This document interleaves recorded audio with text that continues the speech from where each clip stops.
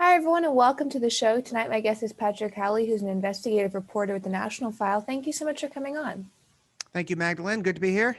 So, I wanted to talk to you because we're obviously in the midst of a Virginia governor race now. We've moved away from the primary, and the two candidates are Glenn Youngkin and Terry McAuliffe, and this is a race that definitely can go for either side, Republican or Democrat. So, just to start off, have there been any surprises for you so far with the two nominees, Republican and Democrat? Well, no, there's no real surprises. I think that Amanda Chase was the person who was running an insurgent primary campaign in the Republican primary. And then, of course, the state party of Virginia on the Republican side, which is notoriously weak and cowardly, basically shut down the primary process, didn't even hold a primary, held a convention in which they anointed this man, Glenn Youngkin, who has worked for the Carlyle Group as the CEO, one of the most sinister globalist private equity firms in the world, and also McKinsey. So he has a similar resume to Mayor Pete and some of these other deep state surrogates. He appears to be a Dick Cheney kind of Republican. So, I was obviously much more excited about Amanda Chase's campaign, who has been a pretty strong Trump supporter. I think that Terry McAuliffe has cultivated a powerful machine on the Democrat side. He's always been the power broker for the Democrats in Virginia for years now. And so I think that it's going to be very difficult for people to get enthusiastic about Glenn Youngkin, but obviously Glenn Youngkin would be preferable to Terry McAuliffe. So we'll see how that goes. Yeah, and what is interesting is Glenn Youngkin is somebody who's sort of a compromise between the establishment and the Trump base, but I think that might be because the Trump base is not actually aware of his policies. Because if you go to his website, he has no issues page. He has nothing laying out what he's doing. It's crazy, whereas Terry McAuliffe was chair of the DNC and co-chaired Hillary Clinton's campaign in 2008. So why do you think he's coming back to politics or coming back on a governor's scale? Because he could certainly be a very big power broker behind the scenes or just on TV, but to come back in to try to win a governorship kind of seems like something he's already done. Well, McAuliffe, like all politicians, is a pathetical person. He seeks constant public affirmation for himself. But also, you have to realize that Virginia, for several decades now, has been the target of left wingers. They have always resented Virginia for being a traditionally conservative Southern state. They have resented it for being sort of the last vanguard of what they consider to be a powerful Southern conservatism that's pretty independent and is also close to Washington, D.C., and has had a lot of power. So for decades, as the Washington, D.C. bubble has grown, and you see all of these Acela riders in Washington, D.C. moving into the Virginia suburbs, you begin to realize, and then of course you have mass immigration moving into the Virginia suburbs because they targeted it specifically in order to move a lot of the third world migrants into Virginia. And so they have been targeting Virginia for a long time. Who would have thought that in this governorship right now of the blackface fellow, that it would be the most radical left-wing governorship in the country, pretty much inarguably. I mean, they're all radical leftists, but this guy's really a hardcore globalist communist. And so they feel that if they can take down Virginia once and for all, then that would deal a blow to this Southern conservatism that they despise and that they hate. Terry McAuliffe has always been the Clintons' bag man. And so it's obvious that, they want to maintain their grip on power. And the Virginia Republicans are pretty compromised and don't really want to have an insurgent fighting on their side, which is why they've put Glenn Youngkin on there. However, I do still think that Glenn Youngkin has a chance. He does seem to have a chance, and Virginia is not a solidly blue state. They have a very slim majority in the state Senate and state House. So with Glenn Youngkin, he seems to have gotten the endorsement of several former Republican governors from here. He has Ted Cruz's endorsement. He has Trump's endorsement. Talk radio is coming out for him. But I'm not seeing him, because I'm in Virginia, on a state level, be as big here as Terry McAuliffe is. Terry McAuliffe is blowing up the airwaves. He's doing in-person events. He's pretty much everywhere. So where is the glitch in Glenn Youngkin's campaigning? Is it that he's not getting enough advice from the grassroots, or does he just not have that much support or that base of establishment of support here? Well, like many Republicans in the so-called primary, even though there wasn't a primary, there was this rigged convention. He was talking about being anti-abortion. He was going pretty hard on protecting the Second Amendment, rolling Hmm. back the violations of the Second Amendment that Northam has put through. Since getting the nomination, he's pretty much backed away from that. You have to Right. understand that because I've been an observer, a very close observer of many Republican campaigns that have won primaries, and as soon as you win the primary, then the guys in the $3,000 suits come down from Washington on the Acela, and they Hmm. tell you now it's time to moderate. Well, that's the worst possible strategy that you can have in a general election, because in every general election, there are many Republican voters who usually don't vote. There are tons of independents. There are tons of unregistered voters who don't vote. And so the Republicans basically say, hey, now that you've won the primary, basically keep your vote share what it is or even move backward on it, Right. instead of going harder and trying to get the independents and the people who don't usually vote. So the entire Republican playbook is just extremely flawed. And it's a combination of stupidity and also donors who just don't really want to win. And now that we're coming into midterms, Virginia is also often seen as sort of the bellwether race to understand what's going to happen in midterms. It's been a good indicator in 2010 when Republicans did better in midterms. So, with the Virginia governor's race, do you think the GOP is taking it seriously? Because there are a lot of races where they don't really take it seriously, but Glenn Youngkin seems to be getting an investment from the Mitch McConnell Republicans on a level we haven't seen past gubernatorial candidates get. That might be so. I would be careful about saying, as the experts are, that Virginia is going to be a bellwether, because Virginia has unfortunately become a blue state. Republicans are have to do an uphill battle because of the mass immigration and because of the massive amount of these government, Washington Nationals fans who work for the State Department or whatever, who Right. moved to Northern Virginia, who are Yankees, who are not native Virginians. Mhm. So if you look at the House races, there's a lot of strong progress there. I wouldn't necessarily say that the Virginia governor's race is going to be a bellwether for what happens in the House of Representatives. And also, there's a lot of good progress going on among governors around the country when we've got election protection bills that have passed now in Georgia. The one in Texas is expected to pass as well. And plus, we've got, just the other day, the governor of Missouri signed a bill banning local police departments from enforcing federal anti-gun Right. laws. So there is a lot of progress being made. I'm somebody who has, been a very close observer of the Corey Stewart campaign, which won the primary for the Senate in Virginia. Right. I've seen how the National Party throws their Virginia Republican nominees under the bus. Corey Stewart was smeared in this way that they said he was somehow a racist, which of course he was not. And the National Republican Party kiboshes its candidates. And so I've seen it firsthand, and I've seen the weakness of the Virginia Republicans as well. So it's a sad thing. I think Glenn Youngkin does have a chance. It's going to be a competitive race.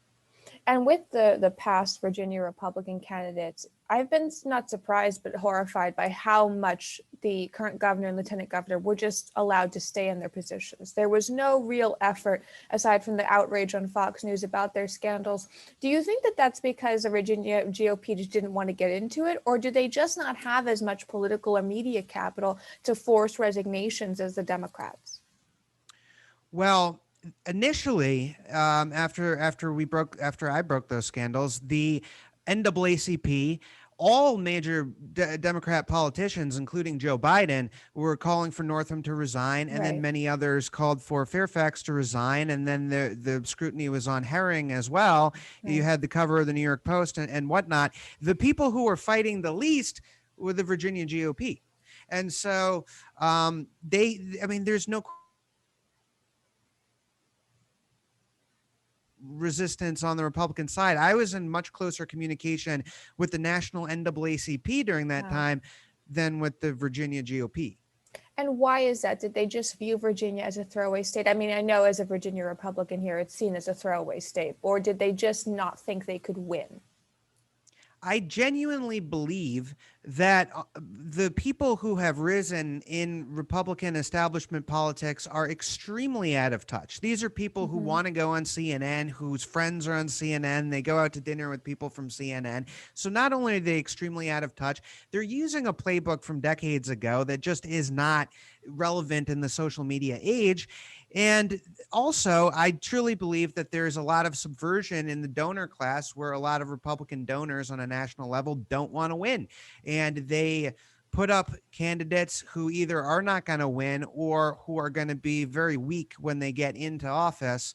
And I think that's coming from private equity world, is coming from hedge funds, it's Hmm. coming from Wall Street, who basically have the same agenda on the issues that matter as the left. The left wants to obviously change the demographics of America fundamentally in order to push left-wing communist control, but the private hedge funds also want the same thing. And we can speculate as to why. One of the reasons is to keep labor costs down.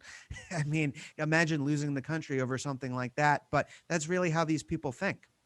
And for people who are wondering if it's worth it anymore, because the last governor race, Democrats won by 8 or 9 points. Before that, it was closer, but it's been several years since we've had a Republican governor here. Do you think that having a Republican governor here would matter anymore? Because, like you're saying, the entire donor class is really entrenched and the state party is useless. So, would having a Republican governor, aside from executive orders, make that much of a difference in the political future of Virginia? I think so. I think it's always good to have a governor. They can veto what the Democrats want to do. They can pass executive orders and they can set a tone. Ron DeSantis in Florida has shown how much a governor can do. And Greg Abbott has to constantly try to imitate him. The stuff that's being done by Republicans right now that matters is being done on a gubernatorial level, because nothing's being done in the U.S. House of Right, Representatives. Obviously, they have no right. power. So Yeah. And that for people who are wondering now going forward into midterms if the GOP is strong on a national level, one thing I'm kind of concerned about is the fact that Glenn Youngkin does not seem to actually have any policies or running a campaign based off of ideas. There's not an issue page on his website to find out where he stands on anything. It just doesn't exist. Do you see that being replicated on a national level? Are people running away from policy?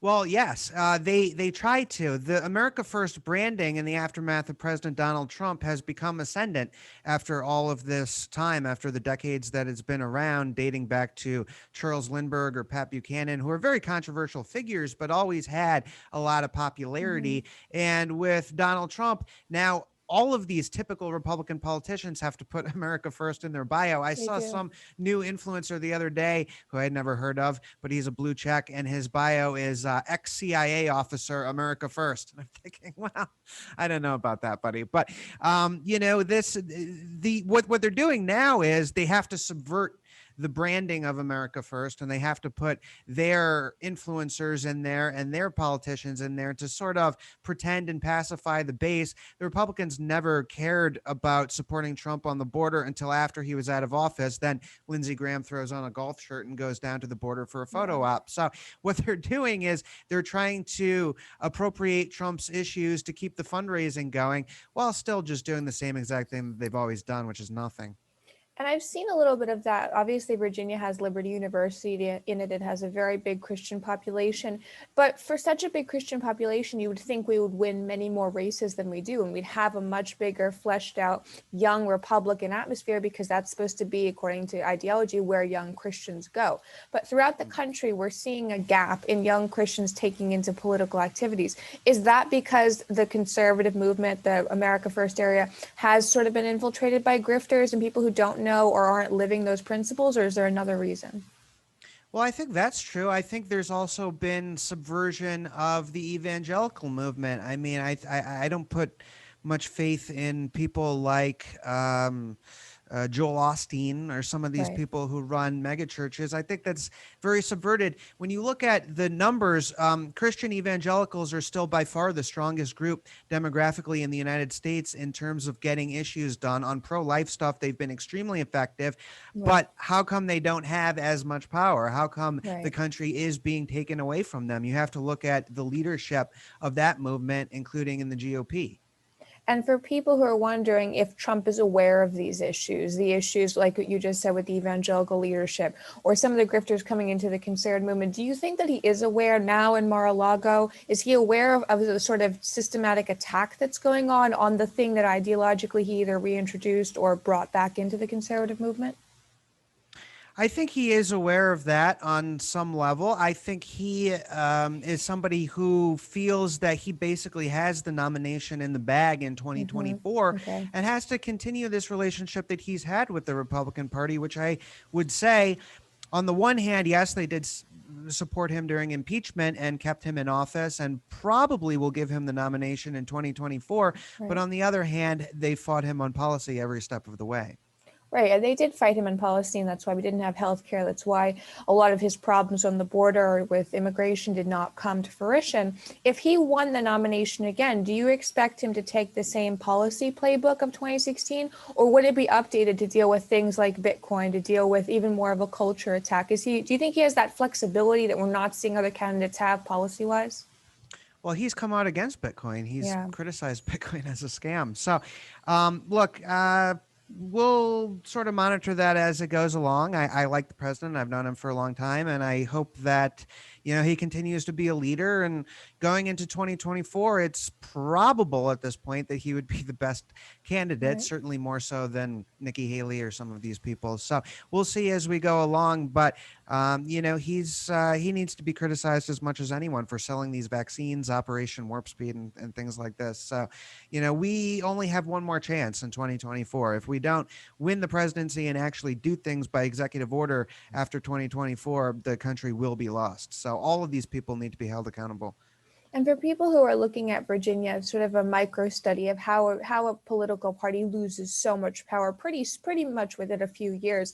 You had a Republican governor several years ago. You had Republicans winning by over 17 points in 2009, and then you get back to the next race and Democrats take control, and the race after that Democrats take control. Was that because the last Republican governor had so many scandals in Virginia, or was it more that the state party just clapped for people who want to monitor this in their own states?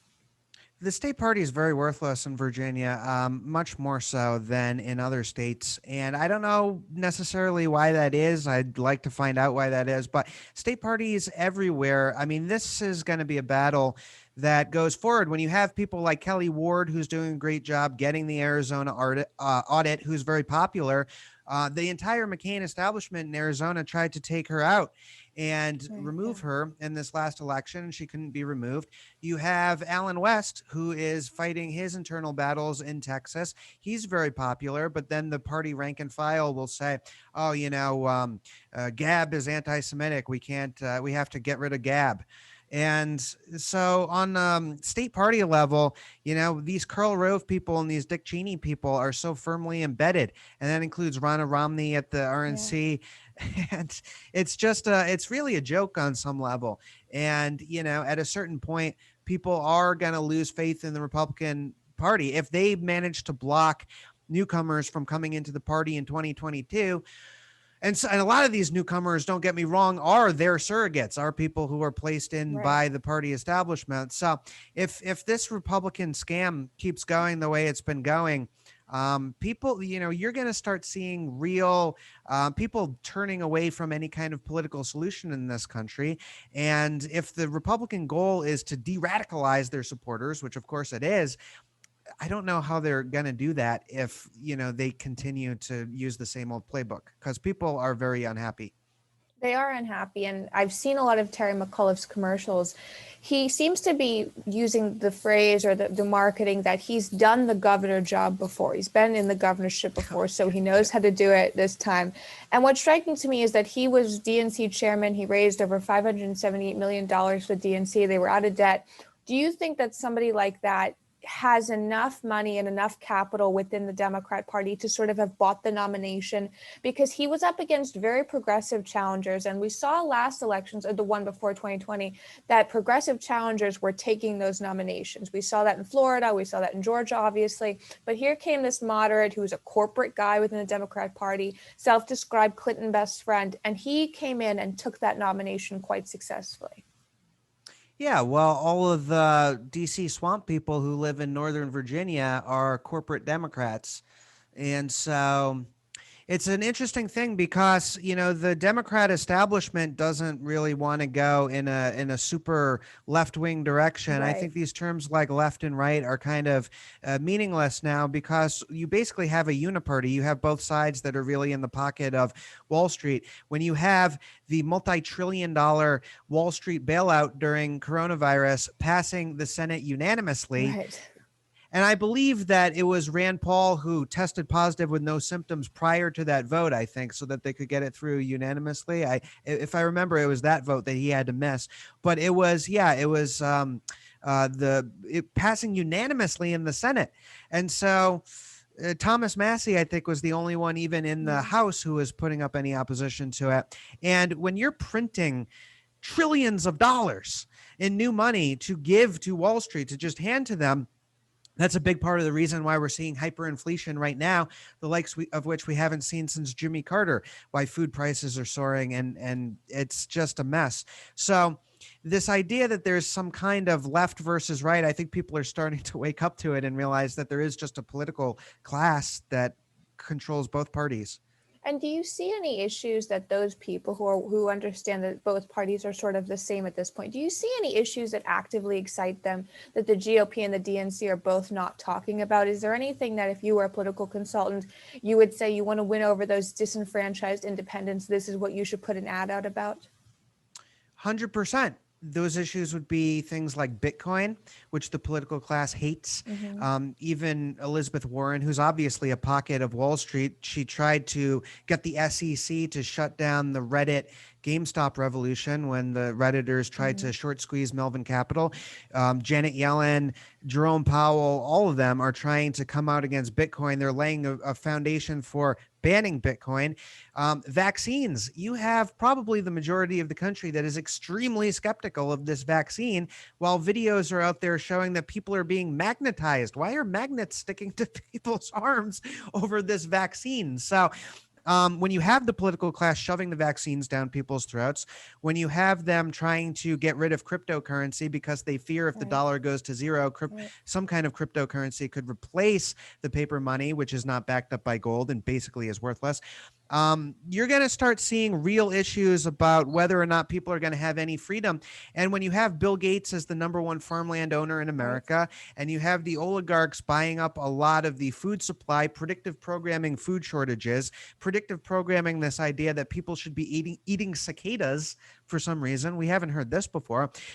You're starting to see people really realize that the system's pretty unstable.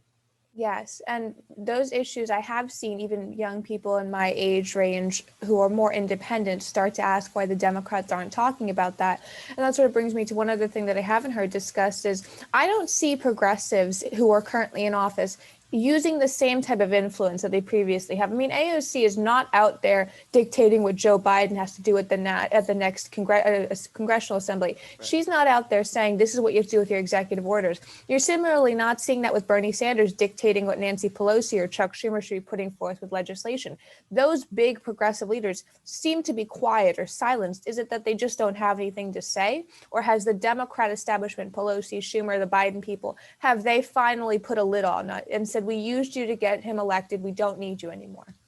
I think that the squad has always been controlled opposition. I think they've always been neoliberals posing as different characters on the left. When you have AOC, even hardcore socialists are going against AOC right now because she's been shilling for Biden so hard. When you have Ilhan Omar, who's supposedly a fundamentalist Muslim, and then saying LGBTQ rights are human rights, well, that doesn't really match up. Who are these people really? I think they've always been neoliberal plants who are just playing different characters within a progressive coalition.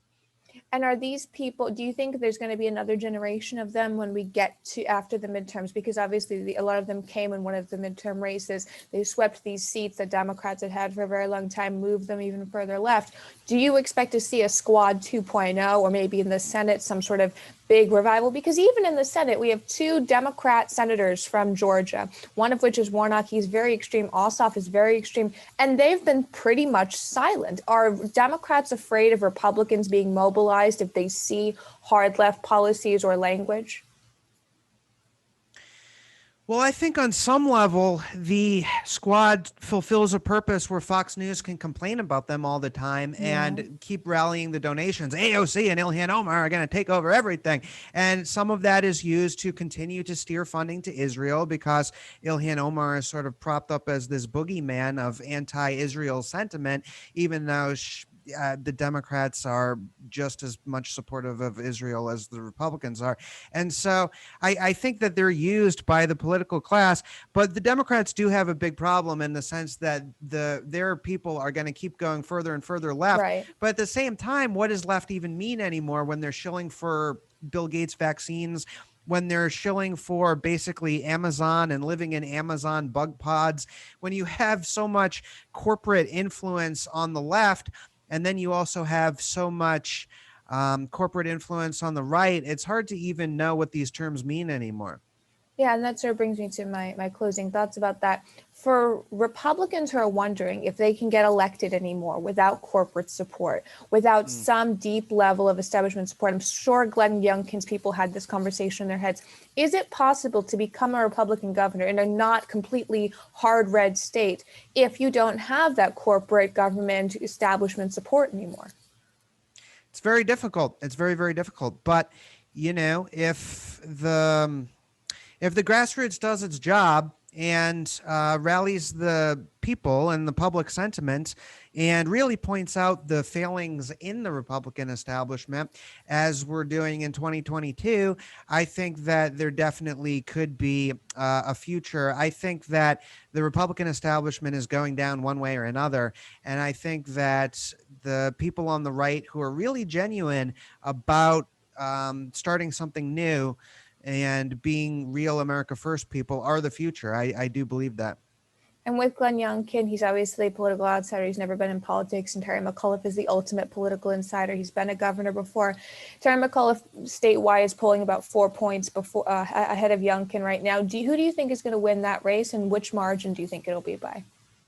Well, I can't predict that. You know, obviously, this is 2021. It's not 2022. If it was 2022, it would help Youngkin because obviously the House effort and the midterms is going to benefit Republicans. I think everybody knows at this point that Republicans are going to be in the majority in the House one way or another. The question is just, is Kevin McCarthy going to be the speaker or not? But in terms of the fact that it's 2021, you know, it's certainly going to be an uphill battle for Youngkin. Yeah, definitely. And I think Terry McAuliffe and Young can represent the two different ends of the Democrat and Republican Party right now. Thank you so much for coming on. Where can people follow you on social media? Thank you, Magdalene. You know, I keep getting suspended from Twitter for talking about Dr. Anthony Fauci funding the Wuhan lab. So you can follow me on Gab at gab.com/Patrick Reports, and I'll be there probably every day. Great. We'll link that below. Thank you so much for coming on. Thank you, Magdalene.